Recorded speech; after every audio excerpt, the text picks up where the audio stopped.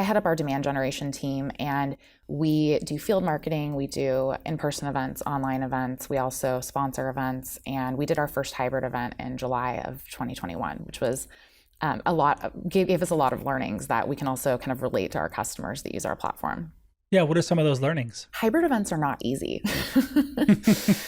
It's challenging, and I think that whenever you're thinking about what type of event makes sense for you and the experience that you're creating, you really need to consider, what are your goals and what audience are you looking to connect with, and how, and does a hybrid event make sense? Because a hybrid event is essentially it's going to be a larger spend, so you need to make sure that you have the budget, you need to make sure you have the resources in terms of staffing, and you really consider almost two separate experiences that could be happening simultaneously.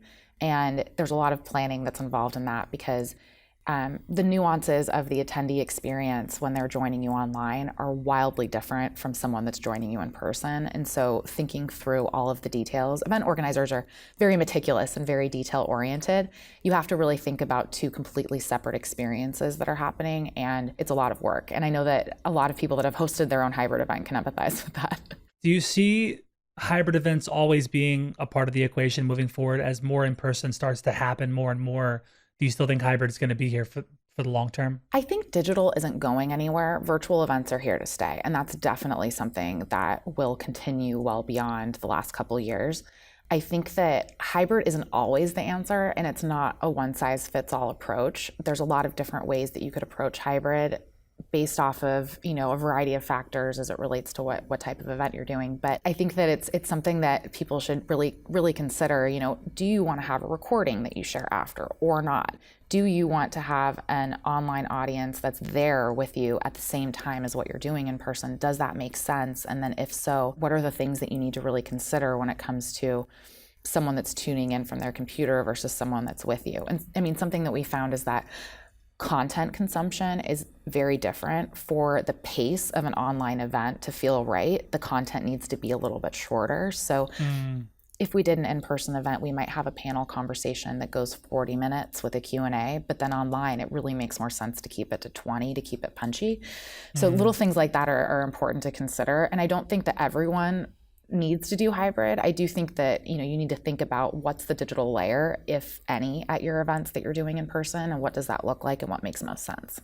At what point do you feel like an unsuccessful event starts losing people, especially these days? It's interesting because so many people are hosting events right now. I mean, everyone's busy. Everyone's, whether you're traveling to an event or, you're attending something online, it's really important to think about how you're going to capture someone's attention, because people are excited to get back together in person. They're excited to continue to attend things online. I think that it's becoming very competitive for someone to join you at your event. You really have to think through how you're promoting it and why they should make that choice. People are being pickier, and they're definitely being pickier about what they attend in person.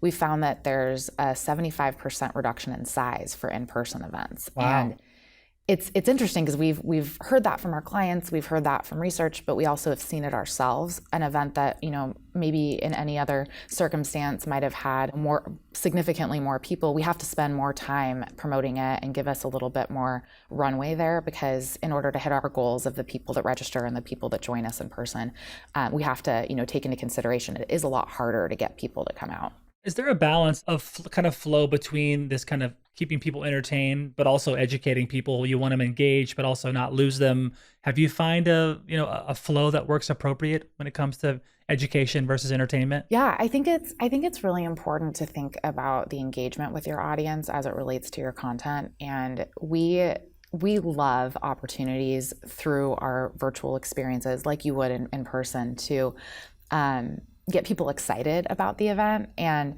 you mentioned entertainment. I think something that we found to be effective for an event that we're hosting, so if it's a summit or some sort of experience where people are able to join us globally online, we always think about the first 3 minutes and what type of entertainment or fun thing we can have to welcome people as they're logging in. And we love a DJ. I just think it's so fun to have a DJ set the vibe. And people get excited and the chat fires up, and it's a fun way to start and set the tone for an event.